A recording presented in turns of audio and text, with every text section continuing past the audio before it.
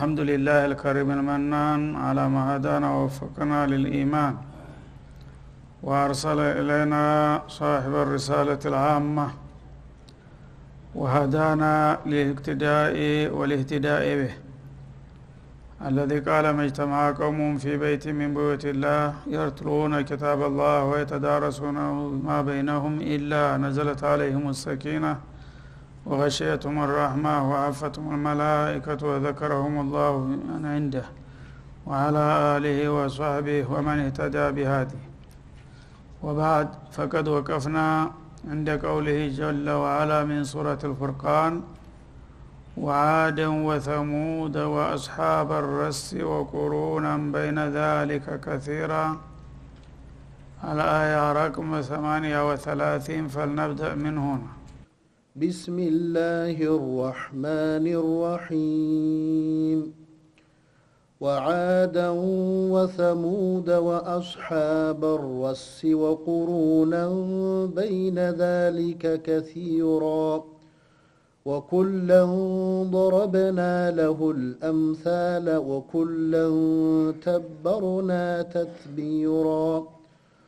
ولقد أتوا على القرية التي أمطرت مطر السوء أفلم يكونوا يرونها بل كانوا لا يرجون نشورا. وإذا رأوك إن يتخذونك إلا هزوا أهذا الذي بعث الله رسولا إن كاد ليضلنا عن آلهتنا لولا أن صبرنا عليها وسوف يعلمون حين يرون العذاب من أضل سبيلا. أرأيت من اتخذ إلهه هواه أفأنت تكون عليه وكيلا أم تحسب أن أكثرهم يسمعون أو يعقلون إن هم إلا كالأنعام بل هم أضل سبيلا. ألم تر إلى ربك كيف مد الظل ولو شاء لجعله ساكنا ثم جعلنا الشمس عليه دليلا ثم قبضناه إلينا قبضا يسيرا. وهو الذي جعل لكم الليل لباسا والنوم سباتا وجعل النهار نشورا. وهو الذي أرسل الرياح بشرا بين يدي رحمته وأنزلنا من السماء ماء طهورا لنحيي به بلدة ميتا ونسقيه مما خلقنا أنعاما وأناسيا كثيرا. ولقد صرفناه بينهم ليذكروا فأبى أكثر الناس إلا كفورا.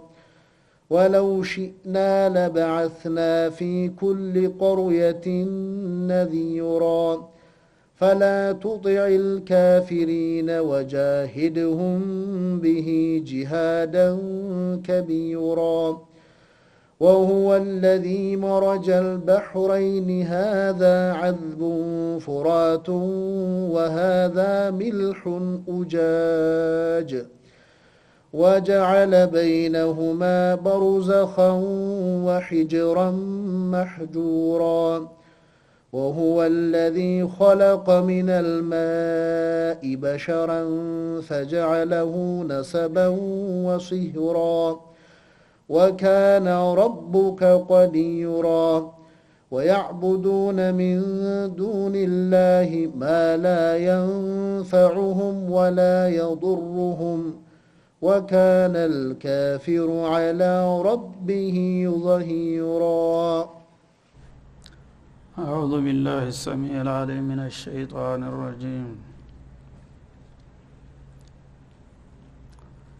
በቀዳሚዎቹ አያቶች አላህ Subhanahu Wa Ta'ala ያው እንደተለመደው ብዙ ጊዜ ያለፉትን ኡመሞች ታሪክ በመጥቀስ ተረኞችን ትውልዶች ለመገሰጽና ለመምከር የተለያዩ ነብያትና የህዝቦቻቸውን ባህሪያት ይገልጣል። አንዳንድ ጊዜ ሰፋ አድርጎ በመተንተንና በማብራራት ሌላ ጊዜ ተቅለል በማድረግ እና ባለፈው ወለቀድ አተይና ሙሳ الكتاب وجعلنا معه اخاه هارون وزيرا በማለት በጣም ታላቅና ሰፊውን ታሪክ በቀላሉ በሁለት አያት አስቀምጦልን ነበር ማለት ነው። ፍራውን ጧቂያና መለኦቹ ከነብዩላህ ሙሳና ሃሩን ጋራ ያደርጉት የነበረው ፍጥጫና ትንቅንቅ ምን እንደነበረና በመጨረሻ በእነ ሙሳ አሸናፊነት እንደተደመደመ ትግሉ ገልጦልን ነበር ማለት ነው።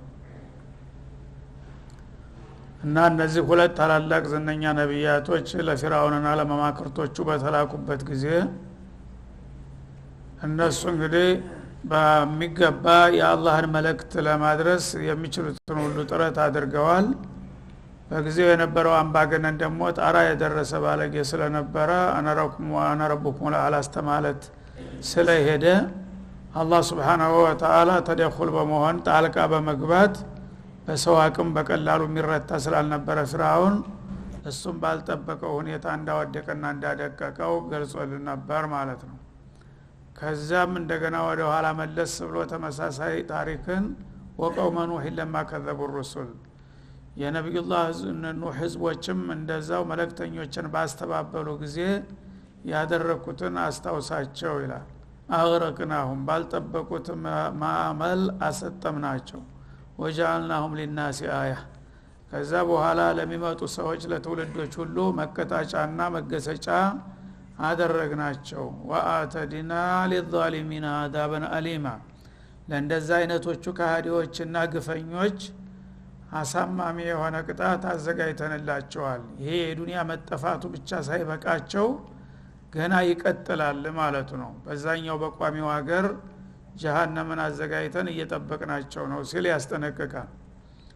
ከዛ ላይ በመቀጠል ወአደን ወሰሙድ አለ ወደመርና አደን ወሰሙድ ከዛሊክ እንደዚሁም ደግሞ በአንድ ወቅት በዘው በጀዚረተ አረብ የሚገኙ የነበሩት አድና ሰሙድ የተባሉ አንደኛው በደቡብ ሌላኛው በሰሜን ክፍል ማለት ነው። አዶች ቢልአህቃፊ እንደሚለው ሱረቱል አህቃፍ ላይ በየመን ሀገር አህቃፍ በተባለ ባሸዋማው ክልል ላይ የሚኖሩ ነበሩ ማለት ነው። ሰሙዶች ደግሞ በዚህ በኡርዱንና በመዲነቱል ሙነወራ መካከል በሚገኘው ዋዲል ቁራ በሚባል ክልል ይኖሩ ነበር። እነዚህም በጊዜያቸው በተራቸው ታላላቅ ነብያቶችን ልከንላቸው ለአዶች ነብዩላህ ሁዲን ለሰሙዶች ነብዩላህ ሷሊሂን ልከን ወደ ፍቃዳችን ጠራናቸውና ጋበዝናቸው ይላል። ያንን የጌታን ጥሪ ባለመቀበልና ነብያቶችን ባለመከተላቸው ሳቢያ ጌታ ተቆጣና ደመረሁም ተድሚራ እንዳለፉት እንደቀውሞ ኑህና እንደነ ፍራውን ማውደምን አወደማቸው ይላል። እና እንግዲህ እነዚህ ሁለቱም አረብ ህዝቦች ናቸው አድና ሰሙድ የተባሉት። በጀዚረቱል አረብ በጀኑብና በሰሜን ክልል የነበሩ ማን ነው። በመሰረቱ ዘረግንዳቸው አንዲ ነው። የመን ያሉት በሚጠፉበት ጊዜ የተወሰኑ ታማኞች ነብዩላህ ሁድ ጋራ ስዲነው ስለነበረ እንደገና እነሱ ወደ ሰሜን በፈልሰው በመሄድ እዛ እንደገና ደግሞ በዝተውና ተራብተው ቆይተው ወደ ጃሂልያቸው በሚመለሱበት ጊዜ እንደገና ነብዩላህ ሷሊህ ላከላቸው። እነዛ ደግሞ ነብዩላህ ሷሊህን ባለመቀበልና ብሎም በመተናቆላቸው አላህ ተቆጥቶ አጠፋቸው ማለት ነው። እና አዶችን በንፋስ ነው ያው ያጠፋቸው። ኃይለኛ ንፋስ አንጥቶ ጥርግርግ አድርጎ እንዳልነበሩ አደረጋቸው። ሰሙዶችን ደግሞ በመላእክ ጩኸት ነው ጸጥ ያረጋቸው በያሉበት ማለት ነው። እነዚህን ሁሉ ያው በዚህ መልክ አስተናግደናቸዋል፣ የእጃቸውን ሰጥተናቸዋል። አሁንም እንግዲህ ፋህልሚ ሙደኪር እንደሚለው ሌላውና ተረኛው ትውልድ ከነዚህ ከቀዳሚ ህዝቦች ታሪክ ተምሮ የሚመለስና የሚገሰጥ ካለ የትቢተኞችና አመፀኞች ፍጻሜ ይሄን ይመስላል አይ ያም ቢሆን ግድ የለም በእኔ ላይ ደግመ እስተሚመጣ ድረስ አላምንም እያለ የሚደናቆር ካለ እሱም ደግሞ በተራው ይጠብቅ ለማለት የነዚህን ህዝቦች ታሪክ ባጭሩም ቢሆን በዚህ መልክ ይጠቅስልናል ማለት ነው እና ወደመርና አድ የተባሉ ህዝቦችንም በጥፋትና በክፋታቸው ሳቢያ ለውድመት ዳረግናቸው ሰሙዶችንም እንደዚሁ የነብዩላህ ሷሊህ ህዝቦች የነበሩትን ማለት ነው ወአስሐበ الرس ሌሎች ደግሞ አስሐቡ الرس የሚባሉም ነበሩ በዚሁ በሂጃዝ ክልል ማለት ነው በመዲና ዙሪያ ነበሩ እነዚህ ደግሞ በጣም የጠፉና የበለጉ ነበሩ ጭራሹን ማለት ነው ነብዩን ለምን ዳዕዋ አደረክልን ጧት ማታ እየመጣ ለምን ተቁላህ ወአቡዱህ እያልክ ትጮህብናለህ ብለው በተደጋጋሚ ማስጠንቀቂያ ሰጧቸው እሳቸው ደግሞ ግዴታ ነውና ጌታ ኃላፊነት ስለተጠለባቸው የማንንም ዛቻና ማስጠንቀቂያ ሳይቀበሉ በስራቸው ሲቀጥሉ አንድ ቀን ዶለቱ ማለት ነው እና በደውዮች ናቸው አብዛኞቹ ያው በግመሉ ያረቡ ግመሎቻቸውን የሚያጠጡበት ትልቅ ጉድጓድ ውሃ አለ በወረፋ ተሰልፈው እና ከየቀባይሉ ግመሉን እየነዳ ይመጣና ባለቃው ተሰልፎ ያም በወረፋ ግመላቸውን አጠጥተው ተመልሰው ይበታተናሉ ማለት ነው ያቺም ሙናሰባ ተጠቅመው ያላህ ረሱል ቶሎ ያው ልንገራችሁ ብሏቸው ስለማይሰበሰቡላቸው ውሃ ለማጠጣት እዛ ሲከማቹላቸው እሳቸው ደግሞ ያችን አጋጣሚ ተጠቅመው እዛ በመገኘት ብዙ ጊዜ ሪሳላቸውን ለማድረስ ይሞክራሉ ማለት ነው ያኔ በዚሁ ሙዳየቃ ሆኑ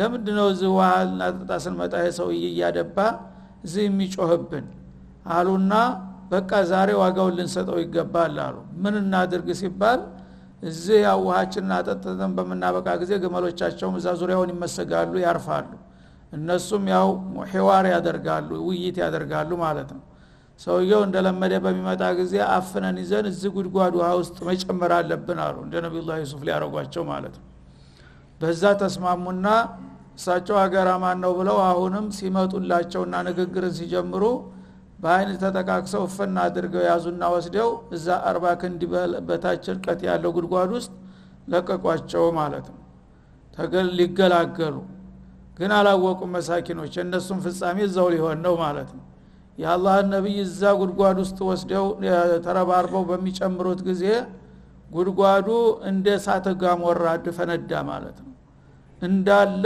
ከተማውም እዛው ቅርብ ነበር ዙሪያውን የተዛ የፈነዳው ማአት አገሪቱን እንዳለ ይዞ ወደ ምድር ወረደ ማለት ነው ከተማው እንዳለ ስለዚህ አስሐበ الرس ይላቸዋል የተሰርጓጁ ጉድጓድ ባለቤቶች ይላቸዋል ሰውየውን ቀብረው እነሱ በሰላም ሊኖሩ ሲሞክሩ ያ ጉድጓድ ተንዶ እንዳለ አካባቢ አገሩን በሙሉ ይዞት ወደ ምድር ወረደ ማለት ነው እነዛንም ታሪክ ያንንም አስተውሳቸው ይላል አላህ Subhanahu Wa Ta'ala ወቁሩነን በይነ ذلك كثيرا እነዚህ ጎላጎላ ያሉትና በስም የተዋወቁትን ነው በዚህ መልክ የምጠቅስልህ ለምሳሌ ያህል እንጂ በዚህ መካከልም ብዙ ክፍለ ዘመናት ላይ የነበሩ አምባገነኖችና ጥጋበኞች በተለያየ አደጋ እነዛንም አውድመናቸዋል እነዛውን የተጠቀሱት ብቻ አይደሉም ይላል አላህ Subhanahu Wa Ta'ala እና አንዳንዶቹን እንግዲህ በስም የታወቁትን በስማቸው እንደገና ደግሞ በዛ መካከል የተረሱ ህዝቦች አሉ ማለት ነው አሁን ታሪካቸው የማይታወቅ ከثير አላቸው እንደውም ከተጠቀሱት ያልተጠቀሱት ይበዛሉ በታሪክ ሂደት በተለያየ አህጉር በተለያየ ሀገር በተለያየ ክልል በተለያየ ጥፋትና ወንጀላቸው ሳቢያ አላህ Subhanahu Wa Ta'ala ያአኺራው እንደተጠበቀውን ወእዙ ዱንያ ላይ ለተለያዩ ውድቀትና ውድመት የተዳረጉ ህዝቦች ብዙ የክፍለ ዘመን ህዝቦች አሉ የነዛን ሁሉ ታሪክ ጥቀስላቸውና ምናልባት ልብ ካላቸው ያንተ ወገኖች ከዚህ ይማሩ እንቢ ካሉ ግን እነሱም ተራቸው ይደርሳቸዋል ሲል አስጠነቀቀ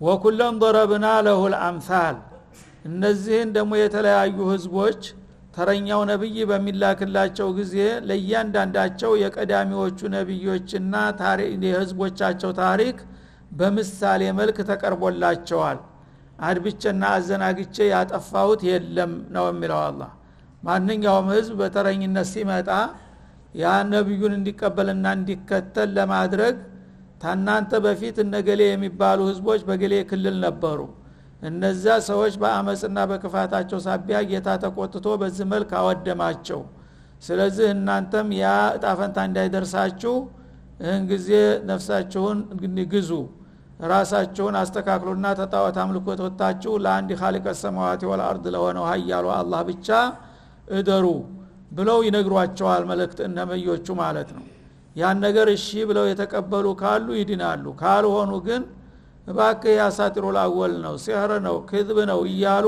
የሚያስተባብሉ ከሆነ የቀዳሚዎቹን ታሪክ መማሪያ ማድረግ ሲገባቸው እነሱ ራሳቸው መመሪያ ይሆናሉ ማለት ነው እና እንደዚህ ያደረግናቸው የክፍለ ዘመናት ህዝቦች በጣም በርካቶች ናቸው ተነሱ በፊት የነበሩትን ህዝቦች ታሪክ ደግሞ ምን ሰርተው በምን እንደጠፉ ሳንገልጥላቸው ዝም ብለን አዘናግተንና አድብተን ያጠፋናቸው የሉም በታሪክ መክረናቸዋል ሁሎችንም በቀዳሚዎቹ ታሪክ ማለት ነው እና መተል ማለት የቀዳሚዎቹን አመጽና ያጋጠማቸውን ችግር በምሳሌነት አቅርበንላቸው ብታምጹ ይሄ አይነት ጥፋት ነው ለእናንተም የሚመጣባችሁ በሎት ማስጠንቀቂያ ሳይሰጣቸው ዝም ብለው የጠፉ የለም ወኩለን ተበርና ተትቢራ ከዛ በኋላ ካስመከርናቸውና ካስጠነቀቅናቸው በኋላ እንቢ ብለው በዛው በድርቅናቸው እንቀጥላለን ያሉትን ሁሉ እያንዳንዳቸው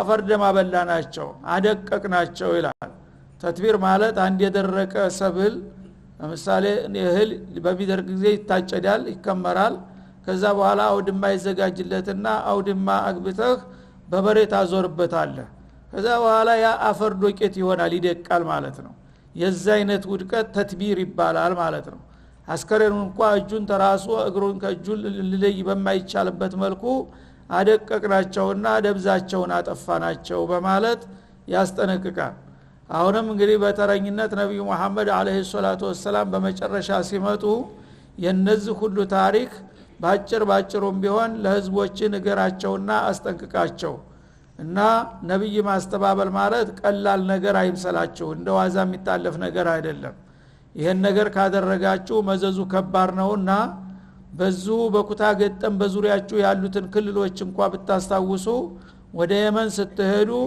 እና አዲን ታገኛላችሁ ወደ ኡርዱን ስትመጡ እነ ሰሙዲን ታገኛላችሁ ወደ ረስ ስትመጡ ደግሞ እዙ መዲነተል ሙነወራ መሐከል ወደ ቀሲም መሄጃው ላይ ነበር ረስ የሚባለው ማለት ነው እነዚህ ሁሉ በየጊዜያቸው የአላህን መልእክት ባለመቀበልና ነብዮችን በማስተባበላቸው የተለያዩ አደጋ ሰለባ ሆነዋል እናንተም ከፈለጋችሁ የዛው አይነት እድል ነው የሚገጥማችሁና ምን ትላላችሁ ብለው ነብዩ ሳይነግሩና ሳያስጠነቅቁ መጥፋት ስለሌለባቸው እነዚህን ታሪኮች ይጠቅስላቸዋል ማለት ነው ወለቀድ አተው على القريه التي امطرت مطر السوء ይላል ሌላው ደግሞ በዛች ከተማ ልዩ ከተማ አጠገብ እነዚህ መኮች ራሳቸው ለንግድ ስራ በሚንቀሳቀሱበት ጊዜ ባጠገቡ በተደጋጋሚ አልፈዋል መተዋል ይላል ያንን አናቅም ሊሉት የማይችሉት ሁሉ ጊዜ የሚያውትና የሚያስተውሉትንም ነገር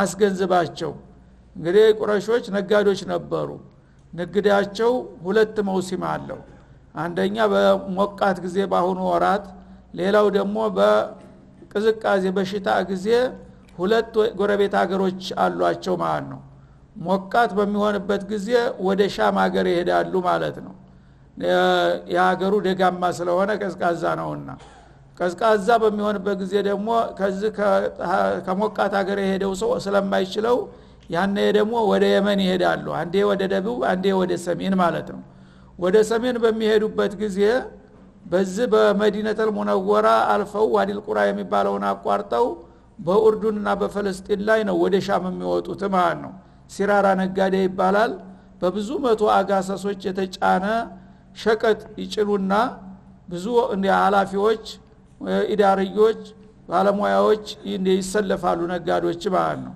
ያንን ጭረው እንግዲህ በጅምላ ነው የሚሄዱት ማለት ነው ከዚህ ከየመን ያመጡትን ሸቀጥና ከዚህም ከአካባቢ ያሰባሰቡትን ሻም ሀገር የሚፈልገውን ነገር በገፍ ይጭኑና ወደዛ ይሄዳሉ እዛ በሚሄዱ ጊዜ ከዚህ የወሰዱትን በውድ ሽጠው እንደገና እዛ ደግሞ የሚፈልጉትን በርካሽ ሸምተው በአንድ ጉዞ ብቻ ያመት ቀለባቸውን ያገኙ ነበር ማለት ነው። እዛ እንግዲህ የደም ስራቸው ነው፣ ሁልጊዜ የማይቀር ስራ ነው ማለት ነው። የሚሄዱት በየት ነው? በዚህ በዋዲል ቁራ በኡርዱን ላይ ነው። ይሄ አሁን የሚባለው ኡምጥረት መጦረ ሰው መጥፎ ዝናብ የዘነበባት ከተማ ይላል።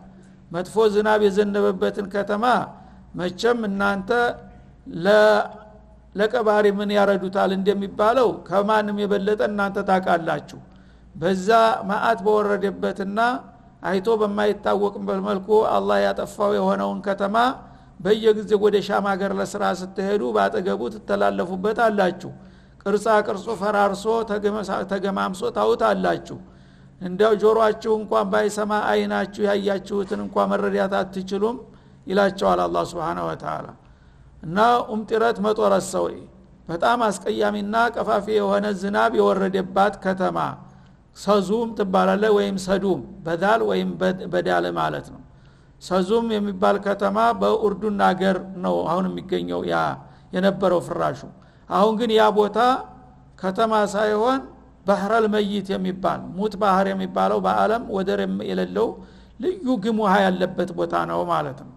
ያ ሰዱም የሚባል ከተማ ነበረ። በዛ አጠገብ ታልፋላችሁ። ያ ባህር ተሌላው ባህር ከዩቃንስም ከጅረትም ከጉድጓድም ከማንም ውሃ የተለየ ነው ባህሪው። መልኩ በጣም ክሰል የመሰለ ጨለማ ነው። እንደገና ሽታው ግማቱ በአካባቢ አያስቀርብም። ለምንም አገልግሎት አይውልም። ለመጠጥ አይሆንም፣ ለማጠቢያም አይሆንም። በቃይም ነገር ምንም ነገር ቢያጠጡት ሊያበቅል አይችልም። የተረገመ የጦስ ውሃ ስለሆነ ማለት ነው። ያመነው የአላህ ጠላቶች የወደሙበት ከተማ ነው። ከተማውን ልክ ጅብሪል አሚን መጥቶ በድግ አድርጎ እንደ ዳቦ ወደ ሰማይ ይዞት ከወጣ በኋላ ፈጃልና አለይሃ ሳፊልሃ ይላል። የላይኛውን ገጽታ ወደ ታች የታችኛውን ወደ ላይ አድርጎ ገልብጦ ሲደፋው ያ ከሰማይ ጣራ አጠገብ ወርዶ ያ ከተማ እንዳለ ነበረበት ቦታ ላይ መጥቶ ሲገፈት ወደ ምድር ተሰርጉቶ ገባ። ያ የገባበት ጥቁር ውሃ መጥቶን ሞላው ማለት ነው። እና ያ ማንም ቱሪስት በአለም ዙሪያ ያየ የሚያውቀው ጉዳይ ነው ማለት ነው። ያ ከተማ ነበር ድል ያለ ከተማ ማለት ነው። አሁን ግን የገማ ውሃ ተሸክሞ ለምንም አገልግሎት የማያውል በዛ ቦታ ላይ ታውታላችሁ፣ ባጠገቡ ትተላለፋላችሁ ይላል። ያንን ያየ ሰው እንግዲህ ይሄ ይበቃው፣ ሌላውስ ያው ወሬ እንዲህ ነበር ተብሎ ነው የሚነገረው። ይሄ ግን ተጨባጭ የሆነ ማንም ሰው ሊክደው የማይችል ማንም ሊጎበኘውና ሊያው የሚችል ነገር አስቀምጠንላችኋል። እሱን እያለፋችሁ ባጠገባችሁ ስትሄዱም ስትመጡም የምታዩት የምትጎበኙት ነገር አይደለም እንደ በዛ አላለፍክም ወይ ሳላየኸውም በማለት ይጠይቃል። አለቲ ኡምጥረት መጦረ ሰው እና በጣም አስከፊ የሆነ ዝናብ የዘነበበት። ዝናብ ማለት ያው የውሃን ጥብጣቤ ነበረ በሌላ ጊዜ የተለመደው። የነዚህ ዝናብ ግን ከላይ ሲወርድ ያውን ጥብጣቤው ውሃ ይመስላል፣ ግን መርዝ ነው የሚወርደው ማለት ነው በከተማው ላይ። መጀመሪያ ሰዎቹ ሁለት ከባድ ጀሪማ ነበራቸው። አንደኛ አቀዲ፣ ሁለተኛ አኽላቂ የሆነ ጸባይ ነበራቸው ማለት ነው። እና በአቂዳው በኩል ያው እንደማንኛውም ሙሽሪኮች ጣዖታውያን ነበሩ። ያ ጣዖታቸውን ያመልካሉ። ይሄንን የማይሰማ የማይለማ ምንም የማይረባ ግሳንግስና ቅራቅንቧችሁን ተውና ኻሊቀ ሰማዋት ወልአርድ የሆነውን ጌታ እወቁና ለሱ ብቻ ተገዙ አሏቸው ነብዩላህ ሉጥ መተው ማለት ነው። ሌላው ደግሞ አኽላቂ ስነ ምግባር የጎደላቸው ባለጌዎች ነበሩ ማለት ነው። ሊዋጥ የሚባል በሽታ እነሱ ናቸው የጀመሩት በአለም ላይ ማለት ነው፣ ወንድ ከወንድ መገናኘት። ያንን አስከፊ ባህሪያቸውም በጣም ደርቶ እንደ ስልጣኔ ታይቶ ያንን የማያደርግ ሰው እንዳውም እንደኋላ ቀር የሚታይበት አገር ነበረ ማለት ነው። ያኔ አላህ Subhanahu Wa Ta'ala ቅጣቱን ሲያመጣ ለሁለቱም ወንጀሎች የተለያዩ ቅጣቶች አመጣ ማለት ነው። ደብል ወንጀል ስለነበራቸው ደብል ቅጣት ሰጣቸው ማለት ነው። መጀመሪያ ከተማው እንዳለ ተነስቶ ተገለበጠና እንዲያው ምድር ውስጥ ገባ። ከዛ ላይ ደግሞ መርዛማ የሆነ ነገር እንደ ፉም የመሰሉ ጥቅቅን ባቄላ ወይም የመሰሉ አተራተር የመሰሉ ነገሮች የተቃጠለ ድንጋይ ናቸው፣ እሳት ናቸው ፉም። ልክ እሱ ወረደባቸው ማን ነው ከተማው ላይ ዘነበ በዛ በላው ላይ ሲዘንብ እንዳለ ያስከረናቸው በከተማ ተጭኖ አልተላይ በዛ እየወረደ እንደ አዛበል ቀብር ያሰቃያቸው ጀመረ ማን ነው ዝናብ መስሎ ነው የሚወርደው ግን እሳት ነው ማን ነው የእሳት እንጥብጣቢ ይሄን አይነት እንግዲህ ማአት ያወረርንባቸውን ሰዎች ከተማም ባጠገቡ ስትተላለፉ አላያችሁ ተማይባልም ያንን አይታችሁ ለምንድነው ሲባል አባቶቻቸው ቅድማያቶቻቸው ይሄማ በጣም ትልቅ ህዝብ የነበረበት ትልቅ ከተማ ነበረ ነብዩላህ ሉጥ የተባለ ነብይ መጥቶ እሱን አንቀበልምና አንከተልም በማለታቸው በዛ ሳቢያ የወደሙና ከተማቸው የተገለበጠባቸው ህዝቦች ናቸው እያሉ ገና ነብዩ ሳይላኩ ሳይወለዱም ይሄን ታሪክ ያቁታል ቁረሾች ማለት ነው ምንድነው ያው በአለም ላይ አምሳያ የሌለው የተለየ ነገር በሚባል ጊዜ እንደ ያጣቀም እንደ እኮ የነቀው ሙሉት አገር ነበረ እያሉ ያውትና ይናገሩ ነበረ ታሪኩን ማለት ነው ያንን ነገር አይታችሁ እንዳላያችሁ ለምን ትሆናላችሁ እነዛ ሰዎች ለዚህ አይነት ጥፋት የበቁት በጥሜታቸውና በከደታቸው ሳቢያ ነው አሁንም ታዲያ የዛ አይነት ጥፋት እናንተ የምትደግሙ ከሆናችሁ የዛ አይነት የቅጣት የማይመጣበት ምን ምክንያት አለ ብለህ አስገንዝባቸው ይላል ማለት ነው هذا وصلى الله وسلم على النبي وعلى اله وصحبه